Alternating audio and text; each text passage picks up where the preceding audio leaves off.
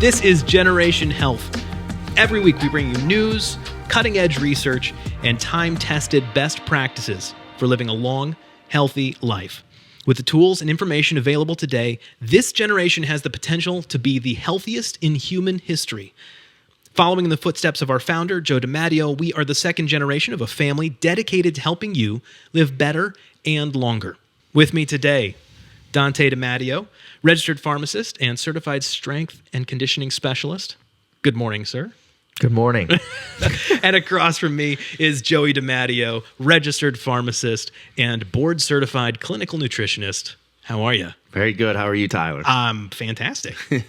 I am your host, Tyler Andrews, and today we have got a lot to talk about. We're going to be talking about the dark chocolate crisis, which affects me deeply. I'm very concerned about this. We are going to talk about a major cultural shift that has been happening with the conversation around obesity. No doubt you've already seen this yourself. And then we've also got listener questions here. So much to do. But first, the most important thing. Gentlemen, what is your biggest daily struggle?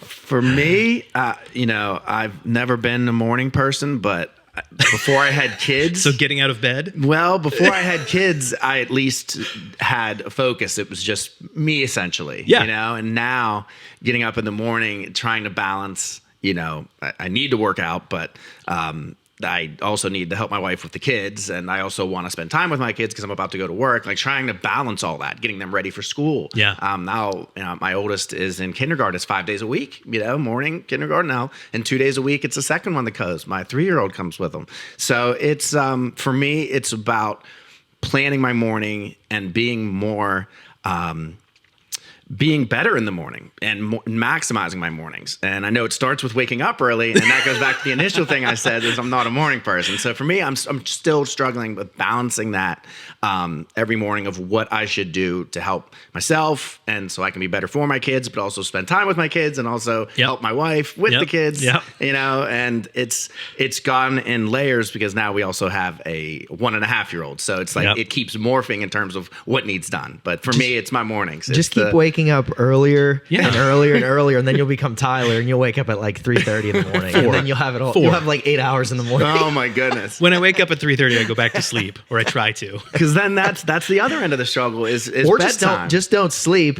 and then you can just have 24 hours. If that's an option, I would totally sign up for that. I need a lot of sleep. Unfortunately, That's a heavy hitter. I think tons of people feel the same way, man. I mean, my goodness. And one last thing on it, because a lot of times what I do is if my, son falls asleep at 9:30, that needs to be a little earlier, but that's part of it all, is now I want a little time alone. 100%. I went to work. I was with my kids. I want a little time alone. So looking at my phone, watching something on TV turns into 10:30, 11, like that. Yeah. And now the waking up early is harder. So it's like, it's a multifaceted thing that I'm still struggling with. Yeah. It is, the older my kids get or dealing with it all, it has gotten very strange because I used to do the same thing, and I would stay up until 1 or 2 without any hesitation because I wanted some time to do something I enjoyed without anybody else around, and I wouldn't want to take that from family time. So, okay, I'll just stay up later. It's fine. I stayed up that late, I wouldn't be able to function. Honestly, I just my sleep demands. Even if I had to wake up at 7 and I stay up till 1 or 2, I'm going to be a zombie. Yeah. You know what I mean? So fortunately, you have a little bit better of an ability than I have to But it is all not about 100%, figuring it out and going, okay, and just prioritizing, Yeah. I feel that. I'm sorry. Dante, tell me about your struggles, buddy. I would say I totally stopped thinking about my struggles. I know, right? That was good. That was good. I don't remember what mine was. What was the question? One of Dante's biggest strengths is what I'm struggling with too. So he's the morning guy over here. So what is your biggest daily struggle? I would say it's just having too many tops spinning at one time, and then just like feeling like I'm not getting any one of them done. Yeah. So I'm not so sure that's like a daily struggle, but I think about it daily. Yeah. And so therefore it's something, that ultimately affects me. And it's not saying like, oh my goodness, I'm just busier than everybody else. And that's my lot. No, it's I've chosen to, do a little bit of coaching, a little bit of pharmacy, Yep. a little bit of podcasting, little Yep. things that could easily be the sole focus. And so that drives some underlying stress, is just feeling all those things spinning at one time. Yeah. Yeah. You know? That I would have to say that mine is somewhere in between the two of you. I mean, that's basically it, is prioritizing every day what's going to get my attention. Yeah. And if I don't plan my week ahead of time, then it gets out of hand fast, and I'll look up and it's 3 p.m. and I go, wait a minute, I haven't done any of the things that I wanted to do today. I mean, other things needed to be done, but yeah, man, prioritization every single day is such a struggle for me. Just because if I open my email, I heard it said recently, don't open your email in the morning, because then other people will make their fires your fires, or something along those lines. And so I try not to open my email first thing. I try to do whatever the thing is I wanted to do first, and then around lunch I open it. Napoleon Bonaparte had a fun life hack, because of course he was running this massive empire, and so he was constantly getting communications from all over the empire. He would let all of his mail sit for 2 weeks before he opened it. So it would get to him, and he would just leave it there. And it probably took 2 weeks to get there. Right. But his understanding was that most problems will resolve themselves without me. So if I just leave it alone, it'll figure itself out, and I don't have to stress about it. Not that I'm going to leave emails alone for 2 weeks, but it's that I don't have to make your struggle my struggle. I can just. That is amazing, though. Yeah, I thought that was really cool. Yeah. Really cool. So anyway, prioritization. That's it. All right. Enough of that silliness. We've got an email from a listener here. This is, it was emailed to us at questions@askjoedimatteo.com. You can email there too and get your questions in here. The email says, I am 72 years old and have had aortic and mitral valves replaced 2 times. I've not had a heart attack, just calcification of these valves. In the mornings, I take 50 milligrams of Metoprolol. Look at me. And 81 milligrams of aspirin. In the evenings, I take another 50 milligrams of Metoprolol and 20 milligrams of torvastatin.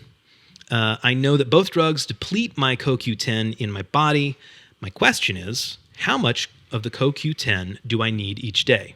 I presently take 1 of the 100 milligram soft gels each day. I am not overweight, and I walk 2 to 4 miles each day. Regards, Greg. Cool. Thanks, Greg. Yeah. So there's a lot there, including words I don't understand. Calcification of the aortic and mitral valves. What is going on with that? What is that? Yeah, so if we just look at what the valves are, the valves of the heart, they serve an important purpose by basically just trying to prevent the backflow of blood into the various chambers of the heart. Right. So they're like one-way doors, Yes. basically. Okay. So you got blood pumping through the heart. When blood starts to remain in parts that it's not supposed to, it's usually indicative of something's wrong with those one-way doors. Okay, so the calcification is that the valve is not opening or closing, I guess, as it should be. So basically, the calcification could be what's contributing to, there's stenosis that can be occurring, or narrowing of those passageways that can sort of occur.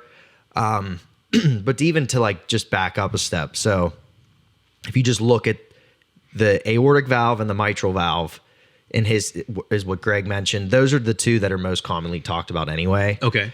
And that's because they're most commonly affected, in terms of the valvular disease process. So the whole pathophys is a little complicated, and that's kind of why I wanted to back up a little bit. Sure. The calcification is kind of like one part of the puzzle.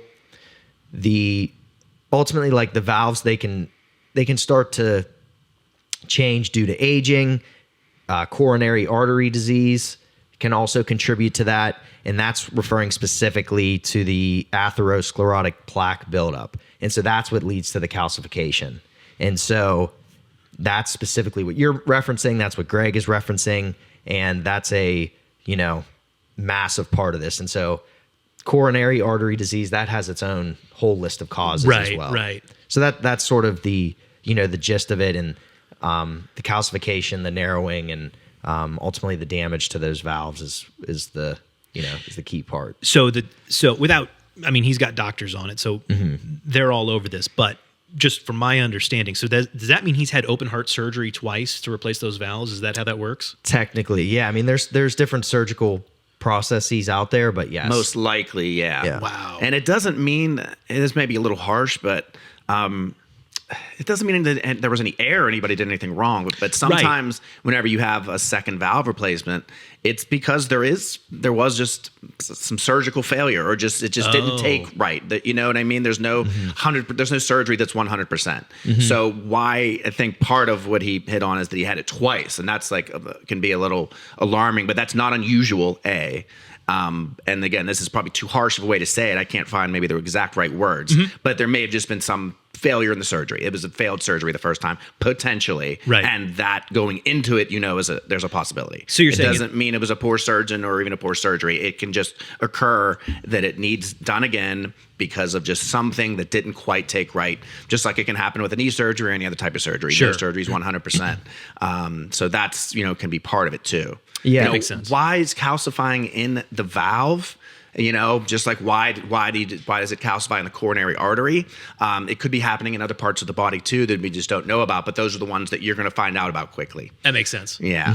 Okay. And the other thing to add to what Joey's saying, depending on what type of like material they actually used for the replacement, also can determine sometimes how long they last. So if you've had a valve replaced in your 50s or 60s, by the time you're 80, you but probably need it again. Yes, and so that's another huge part of it. Okay. But yeah.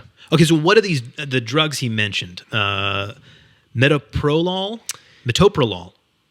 Did I say it right? Yes. So we'll kind of start with that one.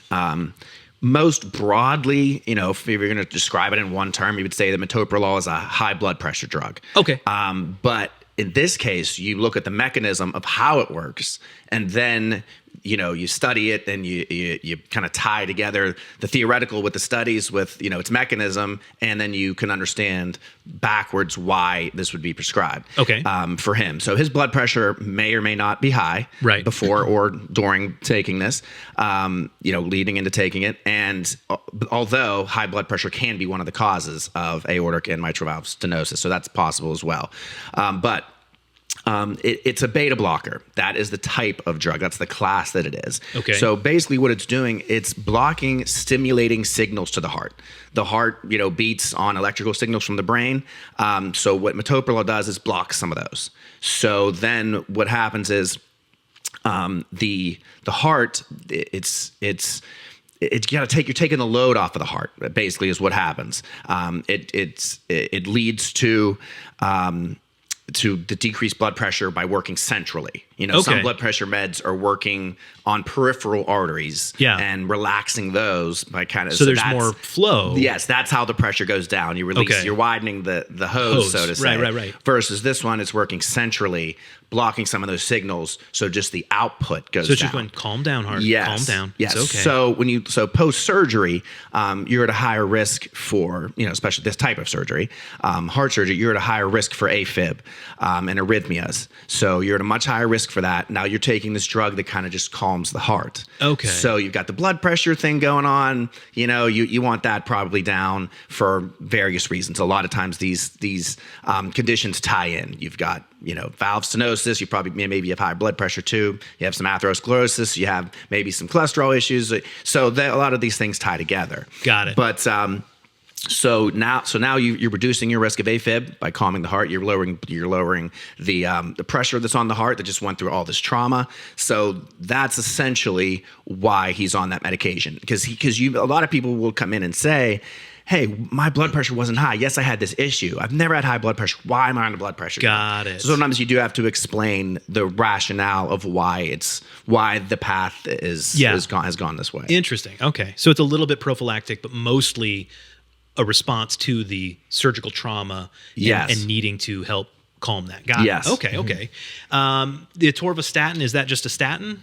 Mm-hmm. A generic, I guess, I don't know what the differences in different statins are, but that's a statin. Yeah, Lipitor. It's one of the most commonly used. Oh, that's the technical name for Lipitor. Yeah. Mm-hmm. Got it. And then the the aspirin. He's on that as, I assume, a blood thinner. Is that what that's for? Essentially, yes, and to just reduce. Yeah, it kind of helps the platelets not stick together. Just kind of decreases odds in that way of the platelets sticking together and leading to any more atherosclerosis or any events. Right, because you want to reduce the chance that it's going to recalcify, and you do that by reducing this. Got it. Look at me. Yeah, and like he sounds like a very healthy guy. That's why a lot of these things, unfortunately, you do what you can to increase your odds of health. That's obviously that's why we're here. That's what we firmly believe in. Right. But some of the stuff is genetic. Yes. You know, he may be going into this was a very healthy guy as well. Did he change his life after one of these surgeries? We don't know.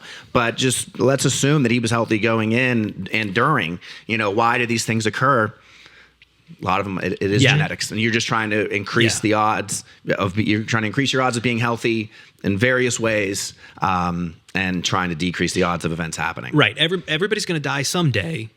Mm-hmm. Hopefully we can make yours a little further out in the future than it might be otherwise. Mm-hmm. Okay. All right. So we've talked about the medications he's currently on and the functions they're serving. Why does CoQ10 factor into all of this? Largely because both of these medications have shown to decrease absorption of CoQ10. Now that cuts a few different ways. CoQ10 is still largely produced in the body. So if you're decreasing only exogenous, what you're taking in, absorption, it's a factor, but it's not the whole story. But you are, limiting the exogenous absorption because you're taking these medications. Secondly, as you age, your production of CoQ10 goes down, as well as your I don't want to get too in the weeds here, but as well as your conversion from the oxidized form ubiquinone to the reduced form ubiquinol. Right. So if you're decreasing that conversion as you age, you're decreasing exogenous absorption. You're potentially, decreasing just as you're aging endogenous. Your body's own production of it. Now you've got potentially some low levels, and when you take CoQ10, it's an antioxidant, so you're helping the body, theoretically prevent some, atherosclerosis and events in that way. You're keeping your body in general health with that component of it. CoQ10 also, in regards to the statin itself, helps you to avoid some of the muscle issues that are possible with atorvastatin. There can just be some muscle weakness, some muscle fatigue that comes with taking a statin, particularly at higher doses. Now he's only on 20 milligram, so he's on a low mid dose, we would call it. But adding all those things together, right? That doesn't make CoQ10 a make or break for Greg, but it's one of those things that I think when you look at the whole picture, and even just looking at it in heart failure, there's great results with it, because the heart has the highest percentage of mitochondria, because mitochondria is basically the muscle, the energy center of our cells, right? And you have more mitochondria in the heart than any other muscle. So when you look at all those things, it does lead you to believe that CoQ10 could be something that would be helpful for him. Makes sense. Anything else in that? Yeah, I think Joey covered everything perfectly. I would say just to sum it up, basically. It makes, again, perfect sense as to why he would take this, or even if it's just for its purported benefits, let's just say. Right. So the statin plays a huge role. You're obviously depleting CoQ with the statin. Beta blockers can deplete CoQ10, maybe another check in that column. Yep. Thirdly is the implication of heart failure, and when you're dealing with valve replacements and the progression of coronary artery disease, all of those can lend itself to the scary term heart failure. Sure, yeah. Which is just your heart not pumping and functioning as well as it could. Right. Yeah. We got to come up with a better term, than heart failure. But that is a brutal term. But yeah, those are all huge, just huge factors. So yes. Okay. Studies show that people with heart disease, type 2 diabetes, and cancer have low levels of CoQ10. So some of this could be, is it a chicken or the egg? Is it because of the meds they're taking, because of the strain they're putting on their body via the diabetes, right? Via the cancer, via the meds they're taking? So some of it can be chicken or egg. Is it lower because of all the things they have to do because of the disease, right, and the things that it's doing to their body? Or is it low and it led to the disease? We don't really know that, and it's probably some combination of the two, I would say, in a theoretical sense. And to some extent, it doesn't matter. Right. I mean, the bottom line is you have this condition and you need the CoQ10. Yeah. And Okay. The major, like the overarching, like health organizations, they're not necessarily recommending to use this for treatment. Course. You know what I mean? And I get that. But what they do say is there's very limited downside to CoQ10. Right. And so if there's a chance that this helps maybe reduce some symptoms of heart failure, helps to replete some of that CoQ10, I think this is it's a net win for him. Okay. Yeah, I think that's a good way to put it. Well, now that I'm caught up and understand everything that he was saying, let's actually answer his question, which was, how much does he need to be taking each day? So I would, in the most succinct answer, and then I'll bloviate a little bit after that, 200 milligrams of the ubiquinone. If he's taking our basic CoQ10, he probably should bump it to 200 milligrams. Okay. If he's doing the CoQ10 advanced, the 100 milligrams is fine. The reason is multifold reasons for that. The ubiquinol, like we talked about, ubiquinol is the more active form. It's the reduced form. So if as we're aging, we're decreasing our body's ability to go back and forth, because basically what it does is it goes back and forth between ubiquinol and ubiquinone. Right. So for the average healthy person, it does that no problem. It doesn't really matter which one you take. But there are studies showing that as you age, that conversion is not as good. So you would rather take in the ubiquinol. Got it. So that's CoQ10 advanced, is the ubiquinol. Okay. A regular CoQ10 is the ubiquinone, the Got oxidized form. So again, if you're converting well, no big deal. But assuming that you're not, you're better off with the advanced. The second thing about the advanced is it has, we'll call it trans GG or geranyl. What that is a precursor to CoQ10. So you're giving your body the ability and the fuel endogenously, its own production to make CoQ10. So that is in there as well. The other thing about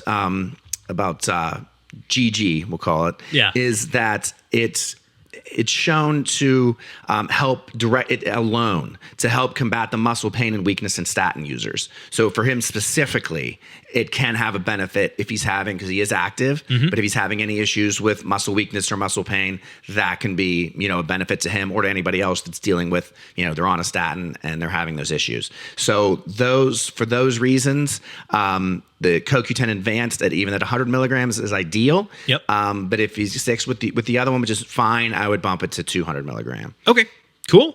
And he doesn't have to worry about when he takes it or anything like that. With the ubiquinone, because it's fat soluble, yes, you want to take that with a fatty meal. I'd probably just do it in the morning. It's involved in energy production.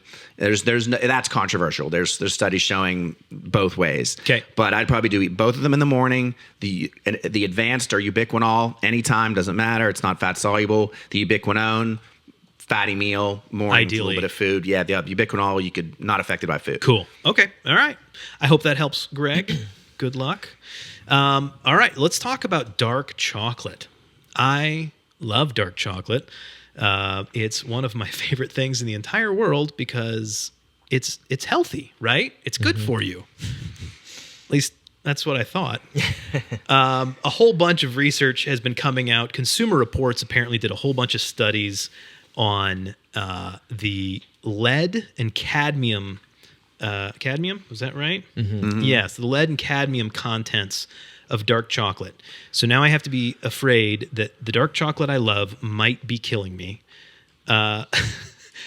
Tell me about this. This came from Consumer Reports. We trust them, right? They don't have a dog in this fight. There's no reason for them to care. What's going on? What did they say? I guess I don't really know what sparked them to look at this. More of just like the inkling that there was. I think there was a lawsuit against yeah, Trader that's right. Joe's Yeah. and Yeah. Hershey's. But I didn't know if that came before or after. So that's good. Yeah, I'm not sure about that. Regardless, yeah. I mean, there's a heavy metals in food and supplements, food products. Like we know it's an issue. Yeah. And so for whatever reason, they ultimately looked into this to try to figure out what exactly the deal was specifically with dark chocolate. And so they ran some really interesting tests. They used like California's standards for determining like the actual cut points as far as like what's acceptable with these different metals. Now I must say there should be really no acceptable amount, especially in the blood. Like there's no amount that kind of makes sense for these sorts of things directly. It's not something you want in any amount. Yeah. But they're saying there is a level at which it shouldn't theoretically affect your health. and they're looking past that point. Is that right? Just, yeah, exactly. Okay. Exactly. And so they found that lead and cadmium were the big two. So which brands? Was it anything in particular? That's what kind of surprised me a little bit. I just kind of expected the smaller brands, not as mass produced, maybe using smaller town farms, those kind of things. I expected the smaller brands to perform better. And, maybe if you really microanalyze this, maybe they do, because the worst ones are, I believe, I lost it. But the worst ones, high in both lead and lead and cadmium. Yeah, Lilly, small company, and Trader Joe's, what we call it, a medium-sized company. So that really surprised me. If I had to guess going in what were going to be the highest, I would have guessed Hershey's and, that and maybe Ghirardelli. Sure. And it didn't occur that way. So that was surprising. Because even like for us as a small company, our CBD, for example, we use like an organic farm in Kentucky. We're just more likely to use a farm that's going to have less heavy metal burden than I would assume. I mean, I can't imagine the size of the cacao trees and that they have to use that to Hershey produce has to be using. Hershey's. Yeah. I mean, I can't even fathom. Yeah. So how that performed better is kind of mind blowing. it is crazy, but Hershey bought Lilly in 2021. So Wow. so there's that part of Yeah. it. So they're not as small, they're not as Yes, they try to under retain the that small radar. feel, but yeah. Maybe that's part of it is that a couple of brands own most of these, and so they're really just changing the deck chairs a little bit. Oh, interesting. Yeah, I think the other angle too, it's not exactly what we're talking about yet, but the benefits are controversial, as well as they're fueled heavily, these studies, by the chocolate industry. I mean, it's the money that these in terms of the health studies benefits that purport the benefits, they're coming from the chocolate industry. They're paid for by Hershey's, and it's just that is shocking. So when you look at it that way, Right. Who wants to go in and go against chocolate, like who, and in terms of dark chocolate, Yeah. at least, Don't and mess those with it. benefits, Spoil sport. Yeah. But of course, so there's not maybe like Harvard doing studies on this or large universities doing studies on it yet. But something like this may get that going. But it's big business doing these studies that are going to put out these benefits of dark chocolate. I just pulled up this story here, and I'm looking at all of the brands, and it's really breaking my heart because Lily's is one of my favorites. HU, I love their stuff, and they had so much lead, 210% of the air quotes safe amount in their typical servings, and I could really get down on some of that. A bunch of these, man. Could you taste some of those metals? Maybe you like the taste. I don't know. Maybe that's it. Maybe I like lead. What do they say? The lead comes from the processing. Okay. Cadmium comes from the soil. So that goes back to what we were talking about, small versus big, Right. and where that went different than we thought. But lead would occur during the processing. But still, I would still assume that the larger companies would have more of an issue with it. Even if I don't see, I was eating it not because it would make me healthier, just as a replacement for other sweet things, because dark chocolate doesn't typically have very much sugar, and so it's a air quotes healthier option if you need a sweet fix. Yeah. When you look at that, though, I still think if you're doing it in low amounts and you're overall a healthy person, Yeah. I don't think that that it doesn't mean you shouldn't touch it. Okay, because so that's- you deal with it in all foods, Right. Especially now, if you tell me, hey, I'm eating organic food, I go to Whole Foods, I go organic, China, those kind of things. Not that it's impossible to have some heavy metals in that, Right. But if you are aiming for the top of the line in the sense of lack of pesticides and heavy metals in all the food, then maybe you look at it a little differently. Yeah. Because either you want to stay with that theme of your life and that's your lifestyle. Sure. Or, hey, I'm doing that so I can mix in a little dark chocolate. So however you want to spin that in your Sure. mind, generally a healthy person, and unless you're eating tons of this stuff every day, you're probably going to be able to get rid of this load. Okay, so that's the question. How much is, and I know we're speaking really on the edge here, but in terms of typical lifestyle, is there a safe amount? Can I have a little bit? Can I get away with, a couple of pieces a day? Do we need to keep it to a couple of pieces a week? What are we looking at here? Yeah, I mean, the best advice here is just to eat a varied diet and sporadically have some dark chocolate, and try not to, whether it's dark chocolate or rice, try not to make those like 80% of your diet. Yeah. You know, those are the issues, because you're going to more likely be affected from the amounts of lead that you saw in houses in 1978 whenever it was found in the paints, or if you've worked in construction and it's just, you know, ubiquitous in your environment. You know, those are the bigger problems. But your food, unless you are so, you know, consistent in eating one group of food all the time, which, you know, ultimately comes with its own list of issues, so to say. I think that's really kind of the best advice, instead of saying, well, you're going to look at this blood level and this is what you need to watch. I mean, we could, but again, you're not going to really know which food item was causing it. Yeah, you know? I think it's too hard to pin down. I think you just have to, at some point with a lot of these topics, there's no consensus, and there's no study I can point to tell you how much to take. And that's going to be a theme with a lot of these things. So at some point, you have to go a little theoretical and go with just the general knowledge that you have. Yeah. What do I feel is the right thing to do? And I think that's a good way to put it. Is a few times a week probably sounds better to me, knowing what we know, than eating a few pieces every single day. I you know.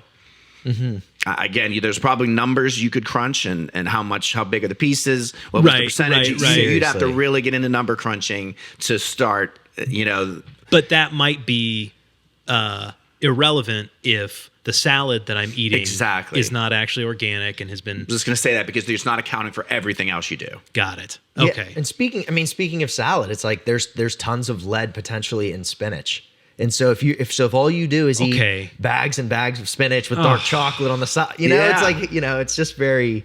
you're killing me. That's the problem. Like, you could play devil's advocate with all these different food, you know, these food choices. So you gotta look at the benefits, and to me, the dark chocolate benefits are more controversial than the benefits of spinach. Yeah. Benefits of spinach are black and white that have flavonols. You know, it's like... But the other thing that, I guess, if we kind of want to get to the nitty-gritty of it, we could say a little more confidently that less dark chocolate for kids, less dark chocolate for pregnant women, because kids are, you know, and young children under 6 are the ones that are more likely to have issues with the actual issues that heavy metals and lead can cause. Okay. So definitely. Kids don't really like dark chocolate anyway, but I would still try and... My daughter does. She goes after mine, and it's really annoying. Yeah, my son, especially my older one, has a sweet tooth that goes straight after the milk chocolate. Yeah. Like he wants the sugar. If he sub in the milk chocolate. Well, that's the... I was gonna say, oddly, yeah. In this case, sub in the milk chocolate. I mean, so the milk chocolate isn't as much of an issue, because the issue with the lead and the cadmium is in the cacao itself. Exactly. And the dark chocolate has a much higher percentage of that. Yes, that's definitely true. Now, what would be interesting is because what they're saying is the lead comes from the processing. You assume Hershey's is processing their dark chocolate the same way they're processing their milk chocolate. Right. It's all the same cacao. So the cadmium you'd assume would go down black and white. The lead, maybe not so much. That we don't know. Yeah. But if you're kind of just going from A to B, it's pretty clear if they're saying the processing is causing it, that the processing, the two are the same. Okay. It is, so go ahead. Yeah, the other thing too is it is ultimately this is still probably a good thing that made it to the masses, because you know, you feel bad for these companies, kind of. I mean, well, it was everybody. They have a target on their right. Yeah, there's a huge target on their back, definitely, with this stuff. But if it encourages them to change part of their manufacturing process, and then it's a net win. Yeah. You know, because then it might bleed over into the processing of spinach and the processing of rice. Definitely. And everybody's just kind of watching these things a little more closely, because all they were doing with the beans is they were just sitting out in the sun basically to dry. Yeah. And maybe they weren't covered properly. And so it's just like, man, is there just like lead floating around in the air that we didn't really... Apparently. You know, and so it is... I don't know. It's a learning experience from us who we're out very far removed from the manufacturing process of, right, and processing of cacao beans. But, right. So if it can force us to just look a little closely at these manufacturing processes, it's a good thing. You Cool. know? All right. Yeah. So bottom line, you don't have to cut it out altogether. Just be aware of it. And the reality is lots and lots of foods probably have some levels of this in there. This one's just under the microscope at the moment. There isn't a single, there were some brands that were a little better off than others. What were we should say the best ones? Mast, Taza, the Ghirardelli. That was interesting. A couple of Ghirardellis were good. And then one of them, I guess all the Ghirardelli was doing well. Those were the better ones, safer. But bottom line was all of them had it present. It wasn't like there was any dark chocolate that didn't have lead and didn't have cadmium. Yeah.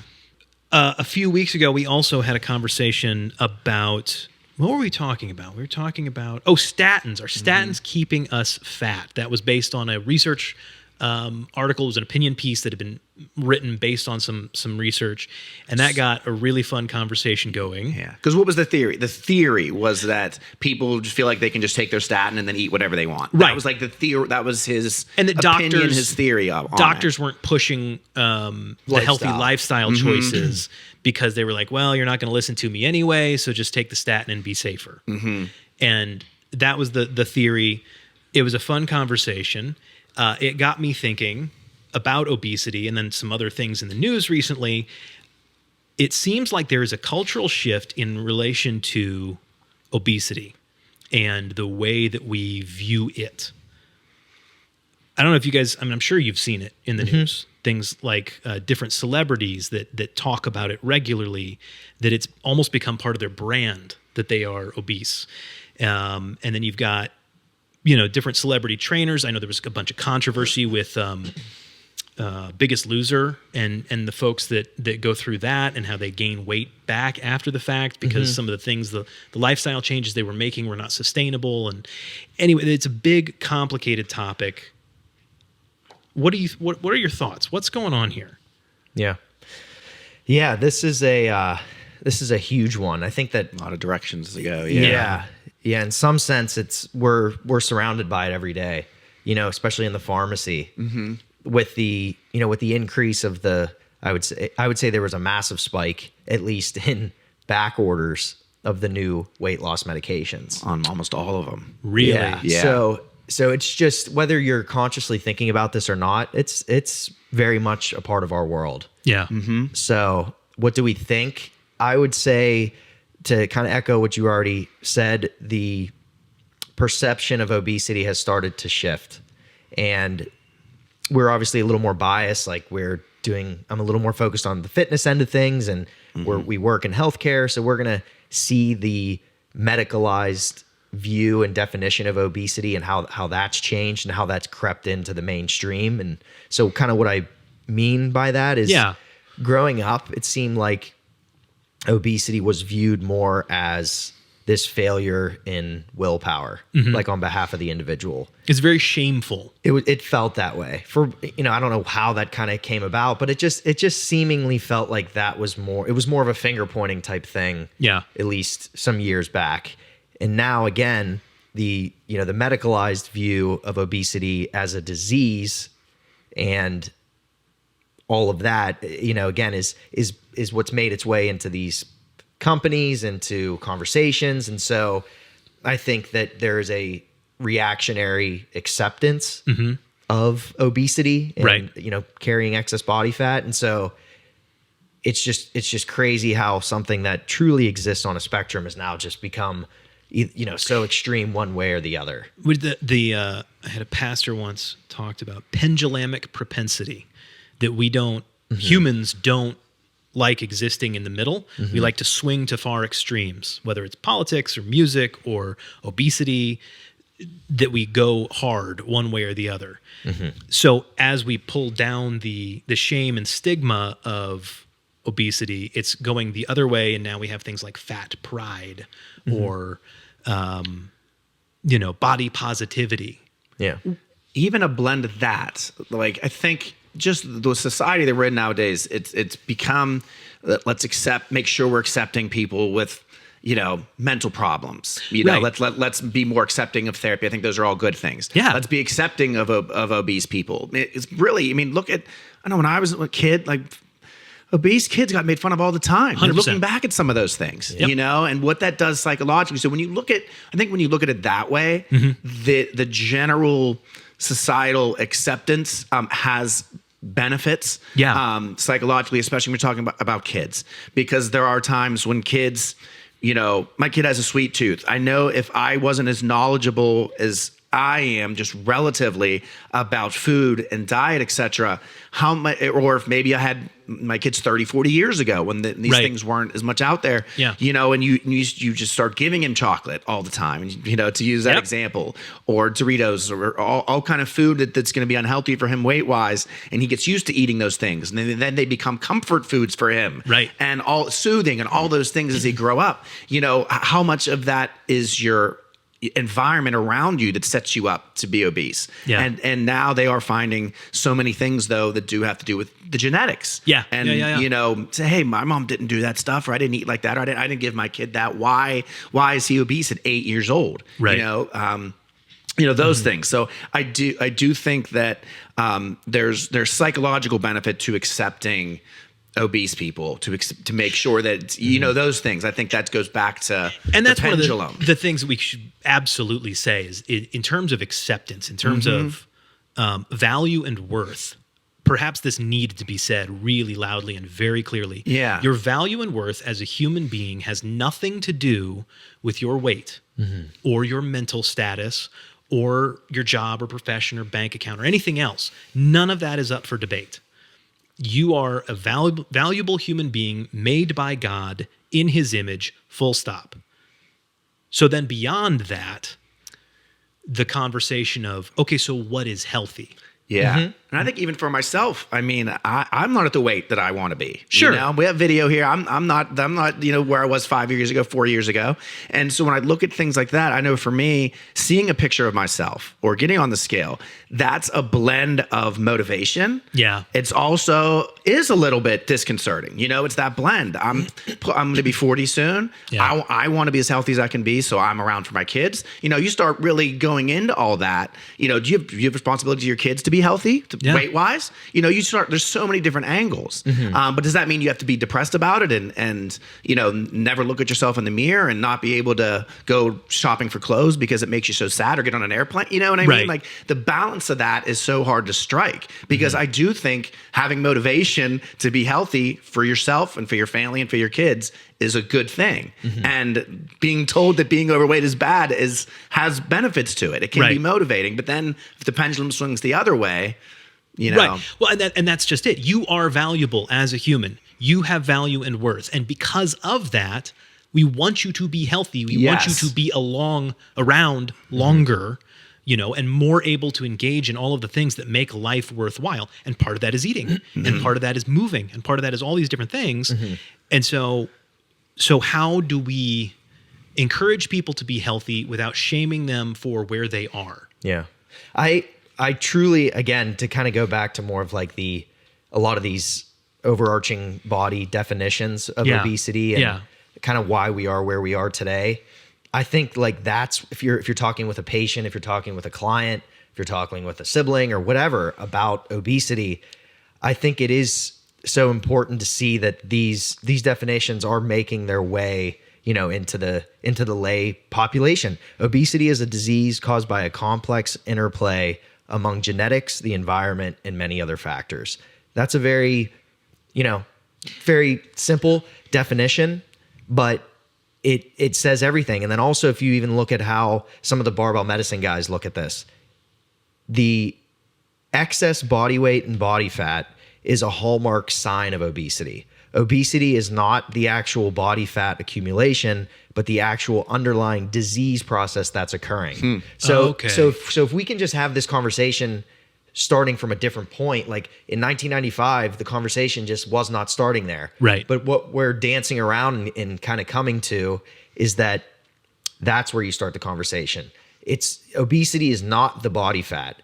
It is a characteristic of what's happening. It's the complex interplay of your environment, your genetics, maybe a little personal responsibility. Right. It's all of those things at once, instead of just it was in this one bucket for the longest time. But I think that allows us to have a better we kind of are on the same page, but it allows you to have a better conversation with others about it. Yes, because I think it's a very individualized approach. Yeah. You know, if you are speaking to somebody in the pharmacy or a family member or as a coach or as a consulting, I think that, you know, when you have the conversation with somebody, if they come in saying, I'm very motivated, I know I can do this, I've been, you know, it's only been a couple years, I know that I don't have genetic dispositions of being overweight, those kind of things. Yeah. Then I think you can be a little more hard charging about what you do, versus somebody that comes in, I've been overweight since I was 5 and I've never worked out, I've never done anything, I've always, you know, that I'm also very down about it. You know, if I'm being honest, it's depressing to me. I suffer, you know, those kind of things. Yeah. So I think then your approach with that person is very different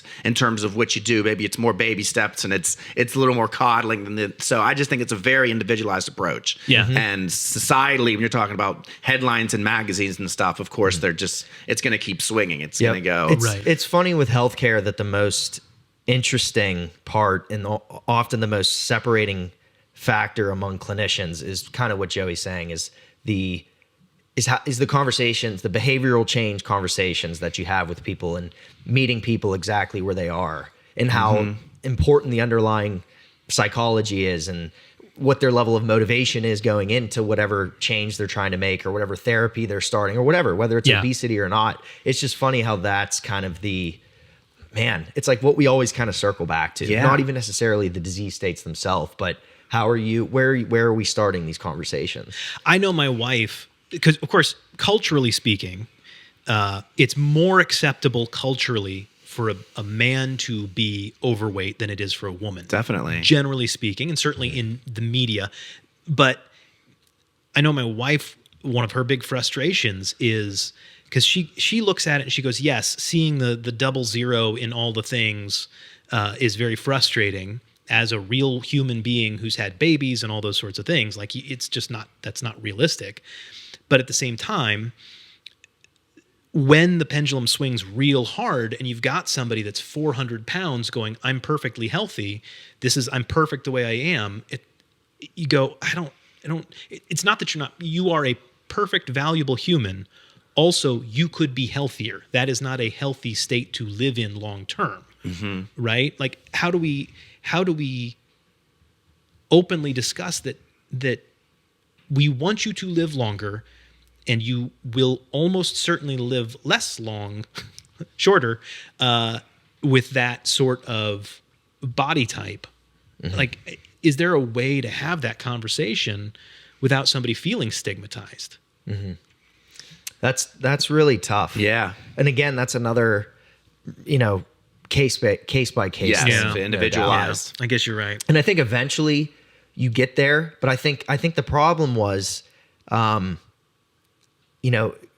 kind of like the finger pointing mentality isn't just like the obesity is bad. So clearly you did something to get where you were. You did bad. The other side of that is we were also saying, hey, look at this long list of things that obesity can cause. Like, I think those things were packaged in the same conversation. Right. And while the issues that can arise from obesity are very much real and worth considering, it's just it's about how you sort of package those. If you're saying, hey man, this is what you get for doing X, Y, and Z for 10 years, and look what all this can cause. Yeah. I think those were the conversations for so long. Yeah. Instead of like, look, it is a disease. We know that this is complex, and we know that these are the things that it can cause. And all we're doing is trying to help you move the needle. Here are some things that can help you move the needle, just like you want to move the needle by taking your, antihypertensives or your, cholesterol lowering medications or your antidepressant, whatever it is. That's all that this is just trying to get people to be in the driver's seat of moving the needle of whatever disease is. Getting toward healthy. Yes, and we can have obesity discussions in the same conversation as we can with hypertension or cancer. Because so many of those issues do come from being overweight and obese, you know?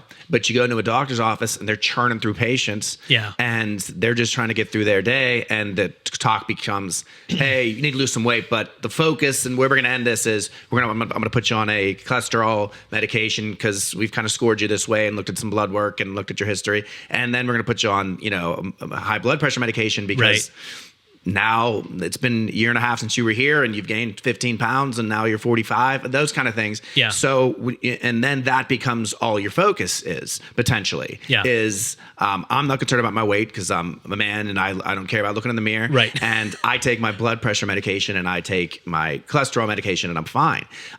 You know, that's where I think it gets really tough to then have the conversation and meet somebody where they are, but also realize that the way you eat and the way you exercise or lack thereof has many health benefits and lifestyle benefits, besides just moving those two numbers, you know? And the thing that comes tough, and it ties into what I talked about at the beginning with the daily struggle, is just your habits. Yeah. You know, my weight was good for years. It was because of my habits every day. And then you have kids and things start to unwind on you. Then you go the other way and your habits are bad. And then it does become hard to walk those things back. And that's, again, where I think it's just so individualized, meeting people where they are, what their ability is to deal with this psychologically, and what their ability is to make true lifestyle changes, because those come every day. They're little cheat codes now. We've got Ozempic and we've got these injectable weight loss drugs. They're a little bit of cheat codes that you can basically just inject once a week and you're going to lose some weight. But you know, that's still not necessarily going to move the needle completely for you. Right. You know, if you're 40 pounds overweight, you're not going to get in a weight range just by taking Ozempic. You're just, you know, you're going to improve, but you're not going to get exactly where you need to be or want to be. But I think it is good to have those little crutches. I do. Okay. I don't even view the Ozempic thing as a crutch at this point. Do you know what I mean? I don't. And I'm not like harping on one little thing you said. It's like saying a blood pressure med's a crutch. We've come to accept that it's just normal.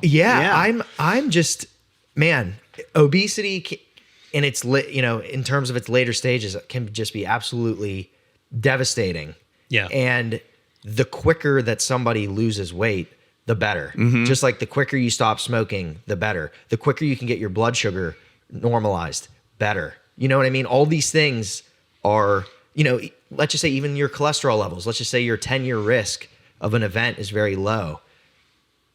You don't really know what 20 years looks like. So you're better off just getting those numbers lower sooner the better. And so part of that is why I sort of believe that these medications they're game changers. They're not without issues, but I view them less as a crutch because, again, meeting somebody where they are, that's an opportunity for an intervention. If it helps move the needle, absolutely, and get you going in the right direction. Yes, for sure. Fair enough. So for sure, I read a book recently. It was talking about how there are no solutions. There are only trade-offs, and so you're trying to make the best trade-off you can at any given moment. And so if that's the case, if the trade-off is, here's this drug, it has risks, but the risks are lower than being morbidly obese, this makes sense. This is a good trade. Fair enough. Yeah, at some point, you know, if you're a doctor and you're seeing a patient and you've seen him every year for 10 years, 15 years, and he's just not going to change his lifestyle. Yeah. You know? Then the trade-off is, you know, he's not going to change. You take the medication. You know what I mean? And that's... So for the listeners, for somebody that maybe is overweight or obese or even morbidly obese, what's the punchline? The thing that jumps to mind is just that you need to know that this does not just boil down to a failure in willpower. Like it may have felt that was the finger that was being pointed at you for forever. So it's not a failure in a personal choice you've made. There is a complex underlying disease process, but like anything related to health and life in general, there still is a level of personal responsibility that's required to do what you need to do.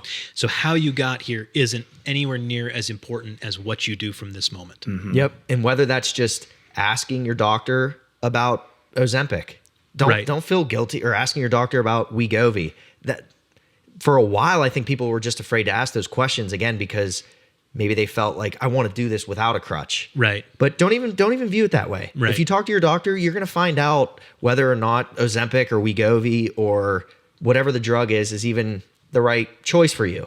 But I think that's good enough, is just to get the conversation going. Because if you start to ask about these medications, invariably they're going to ask about what are some of the things you're doing, what's your diet look like, how are you sleeping. Right. It's just you are showing that you're ready to take the initiative. Right. Don't be afraid to ask. Take a step. Just ask.